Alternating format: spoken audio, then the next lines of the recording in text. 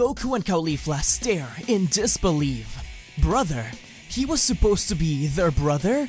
The fact that they had known each other for so long, yet never realized they could be related, was insane. But it did make sense. The tail, the hair.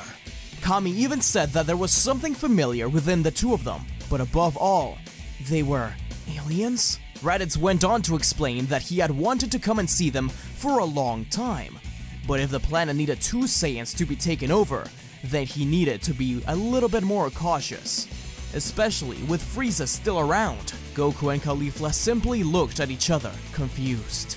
But Raditz demanded to know why the humans had not been exterminated yet, giving them an ultimatum.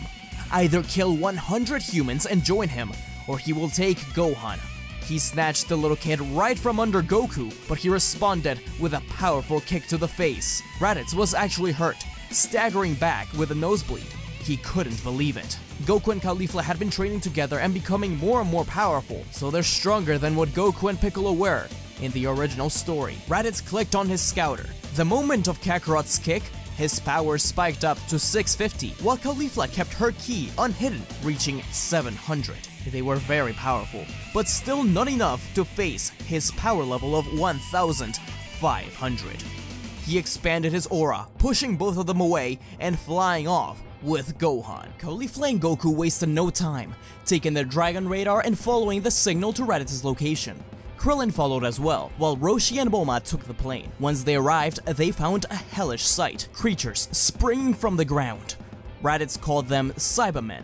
He was worried that something like this might have happened, that since he never heard back from them, they might have settled on Earth. Thankfully, he brought with him a couple of Cybermen to keep him company. Two of them smirked proudly. They were a yellow color, rather than the green we know, indicating them as Kyokunman, a slightly weaker version of the green Cyberman. After all, it would be difficult for Raditz to control something that's as strong as himself. The Kyokunman attacked Caulifla and Goku relentlessly. Though the Saiyans were stronger, it was still a bit of a struggle, especially once one of them jumped on the back of Caulifla and dug his claws in, ready to explode. Goku created a ki shield around himself as he pushed himself forward to drag the monster away, but it exploded and caused quite a bit of damage. His clothes were tattered, but the Cyberman was gone. Caulifla asked if Goku was okay, and he nodded, though she could tell that he was weakened. They were about to face off against the last Cyberman when Krillin arrived and told them to take care of Raditz while he fought the Kyokunman. Krillin knew that he would have a harder time than they would, but if he could keep them from wasting time in order to save Gohan,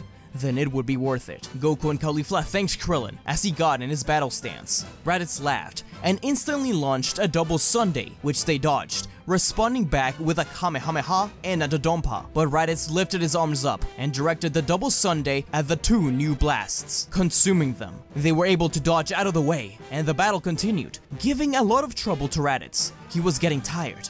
At one point, the two of them rushed forward to him, but Raditz disappeared, only to appear behind them, grabbing both of their tails. To his surprise, however, Goku and Caulifla had trained their tails to get rid of their weakness. They took this chance to turn and blast away the foe. He was sent hurling into a crater where his ship laid. Krillin and the Cybermen's battle culminated in Krillin showing off his new technique, the Kien-san. Krillin was pretty hurt, and he fell on the ground, helplessly watching Raditz battle. Raditz rose from the crater and jumped forward to slam his fist against Goku's chest. This took away his breath. Raditz stepped on Goku and pointed the blast down. He demanded Caulifla to stand down or Kakarot dies. She was too hot-headed and began to take steps towards Raditz, ready to knock him dead. Caulifla rushed in behind Raditz. She saw her coming, however, and blocked the punch. In response, Caulifla jumped backwards, only to push herself forward one more time and landed a barrage of kicks against Raditz, who was forced backwards. But Raditz wasn't bluffing. Just as he was going to blast Goku, Caulifla launched her own blast, but both paled in comparison to Gohan bursting out of the pod and hitting Raditz in the chest. Raditz staggered back. He couldn't believe that that kid had just caused so much damage. He flew up to the sky and charged his ki to the max. Caulifla reached the unconscious Gohan, tired from the display of power. She held him tight, making sure that he was okay. She was unaware of a giant incoming blast Kakarot knew he had to do something, and in an instant, he jumped in front of the blast. He tried to catch it, but it was no use. It struck him head on, and he was sent tumbling against Caulifla. He had been able to protect her, but at what cost? Goku was mortally wounded. Krillin ran towards his best friend, holding his hand as he passed. Goku asked Krillin and Caulifla to protect Earth. He focused on his sister. He still couldn't believe it, but it made sense. He always had a memory of someone, a man who looked just like him, telling him to protect his little sister. He never realized that that memory was real. Raditz sped on the ground. He was disappointed that Kakarot had to die, but it was now over. He extended his hand out to Caulifla one final time. Join him or die like their brother. Caulifla was furious. Her head was spinning. She now had two brothers, and within the first hour of finding out, one was already dead. She couldn't believe it, telling Krillin to inform Kami of what happened, but from behind she heard a voice. It was Kami himself. He stepped towards her, telling her that Goku will be taken somewhere in order to train. Caulifla demanded answers. Goku was dead. How was he supposed to train? Kami explained that he will be brought back to life thanks to the Dragon Balls. Raditz took note of that comment, but interrupted the conversation by pointing his hand out to Gohan, full of ki. He said that this was Caulifla's final chance to join him, or everyone dies. Caulifla wiped tears off her eyes and stood up. Krillin yelled at Raditz that she would never join him, but Caulifla put a hand out, telling him to be quiet. She walked towards Raditz and said that she would join him as long as he leaves Gohan and the others alone. Raditz laughed and smiled, welcoming his sister to the crew, putting a hand over her shoulder. He knew that she had more reason than Kakarot. Kami and the others tried to stop him, but she looked sternly at them, especially her old master. Kami had to once again put his entire faith on Caulifla and Goku. There was a mutual understanding that this Saiyan would not leave Earth alone. They would have to train. It could be months or years. It didn't matter. They needed to prepare for whatever may lie ahead. Raditz pressed on the button on his wrist. It activated the ship Caulifla had landed in all those years ago. It had been stored in the Pilaf castle, and it burst through the ceiling and towards them. Once it crashed next to Raditz's pod and invited Caulifla inside. She closed her eyes and entered. Before the pod door closed, she looked at Krillin and yelled at him that Tien would help train the child. Krillin was confused, but he looked down at Gohan. He understood. The two ships blasted off, leaving Bulma, Roshi, Krillin alone in their thoughts. This was the start of a horrible new challenge. Hey kids, don't go away. We'll be right back. Thank you to NordVPN for sponsoring this video. While the scientist built her time machine to save the future, she doesn't realize that all her information is unprotected online. The evil androids could potentially steal her information. This wouldn't be the case if she had NordVPN. A VPN, or a virtual private network, allows you to pretty much protect yourself online as you surf the internet. There are many things online that can hurt you, including identity thieves. NordVPN just gives you that extra push to be safer online. So go to nordvpn.com/SmugStickVPN or use the code SmugStickVPN to get a 2-year plan plus a bonus gift with a huge discount. I've used NordVPN before, and I really think that it's a great asset to have by your side, because not only does it protect you online, but you can also mask your location and access blocked content in your countries. For example, I've used it to watch some Dragon Ball movies that are only accessible in the Japanese version of Amazon Prime Video. So, thank you NordVPN, and let's get back to the video. And now back to our show.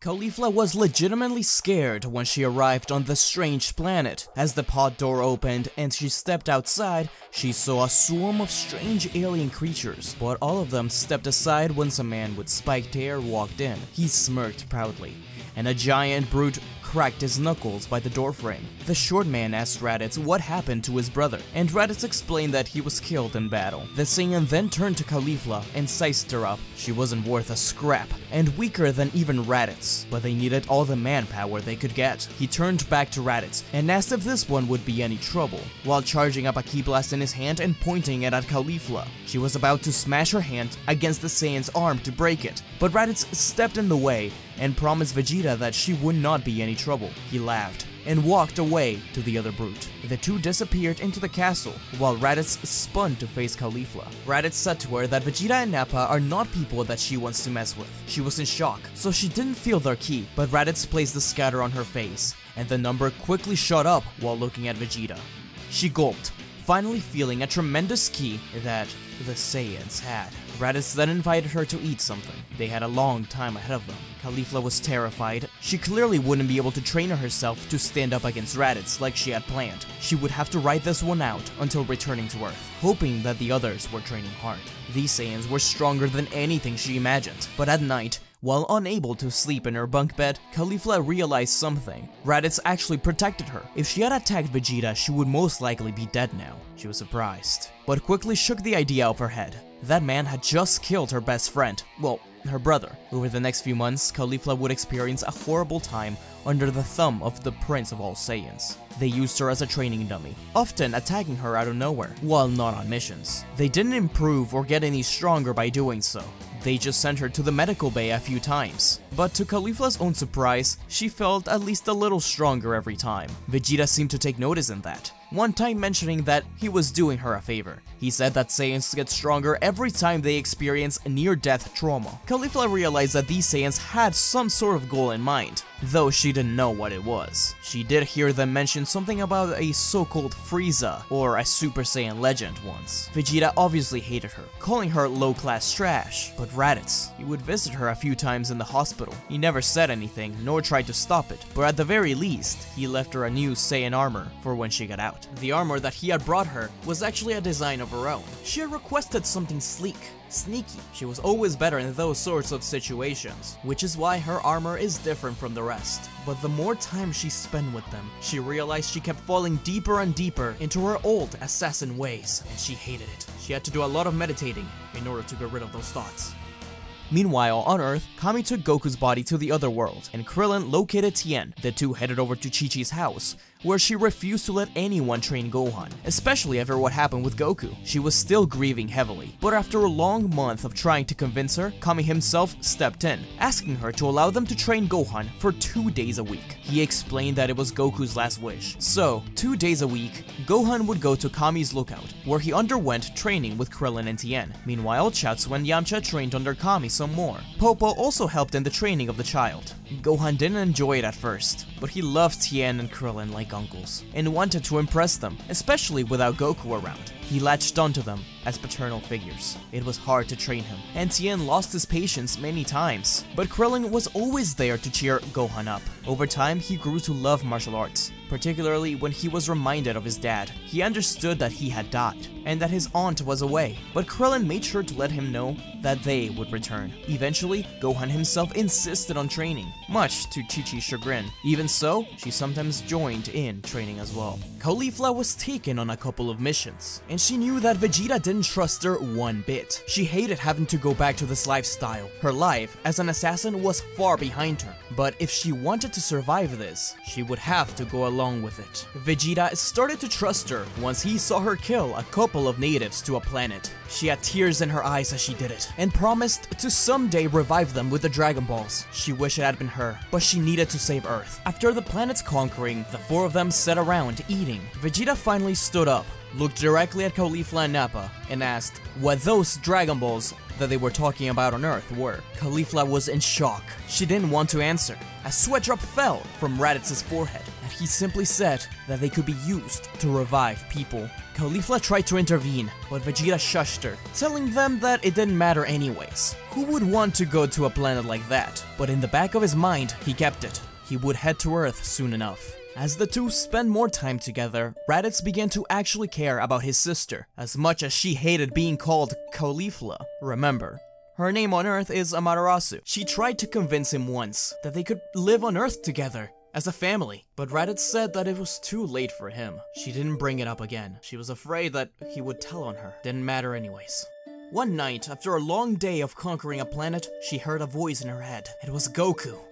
She jumped to her feet, happy to hear from him. So it was true. He really did get to train in the other world. He explained to her what was happening, that he was training at King Kai's planet, and that he was getting very strong. But Caulifla warned him it would just be a year, no, probably a lot less, before her and the other Saiyans arrived on Earth to conquer it. She kept on trying to buy time, but she knew that it was coming. Goku understood. They didn't have much time to talk, and the final thing he said was that he was happy to have a sister like her. Caulifla stayed quiet, but told him to return back alive, because they still had another match coming. Goku smiled brightly. Caulifla wanted to advance her power some way somehow, so she would be ready when they go to Earth. She asked Vegeta and Nappa to train her, but they both refused. She knew she would get nowhere with Vegeta, but she kept on bothering Nappa. He honestly liked her spunk, and she had proven herself when she eliminated those natives in that planet. So, one day, he eventually accepted. Nappa did end up teaching her a few tricks, including the giant explosion and things like that. She got stronger and stronger, eventually even surpassing Raditz, though she hit her power level, as to not arouse suspicion. One night, she was woken up, the door slamming open. It was Vegeta and Nappa. They told her and Raditz that they have a new destination in mind, and that they would be heading out immediately. She didn't like where this was going. The next planet they would conquer was planet Earth. Thank you so much everyone for watching. I think this version of Caulifla really touched a lot of you guys, so I'm glad you're enjoying it. Thank you to Professor Chimp as always for helping me with some spitballing of ideas. He's always been a ton of help, and we're working on a lot of projects together in the future. This is finally the start of Dragon Ball Z, so if you want to see more, be sure to like, share, comment, subscribe. Especially share if you want to see more videos. Let's try to get this one to 3,000 likes. I also wanted to remind you guys that my last video, What If Gogeta and Vegeta Fought, is up, and it's pretty different from the usual stuff. It's not only a really cool fight, but you also get to choose your own ending in it. So be sure to check it out if you have not already. Shout out to the Super Saiyan God and Super Saiyan Legend members of the channel. Sacred Saiyan, Neo Whitcomb, Pizza Hut Kitman, Orlando Castellano, Hannah Rowan, Mateo is Lost, Sit Lord, Sir Justice, Midnight Combatant, Fox Die, The Real Samuel Randall, and Zachary Croy. Thank you so much for your support, and thank you everyone that's become a member. Now that I'm back, I'm gonna continue updating you guys on the memberships and all that stuff. And as always, you can comment below any what-if stories you would like me to cover in the future. Follow me on Twitter at ShareYourEnergy, and until we meet again. See ya! Don't forget to like, comment, and subscribe to SmugStick, unless you want to be destroyed. Lord Beerus, that's hardly fair. But also, don't forget to click the bell icon to get notified when he uploads new videos.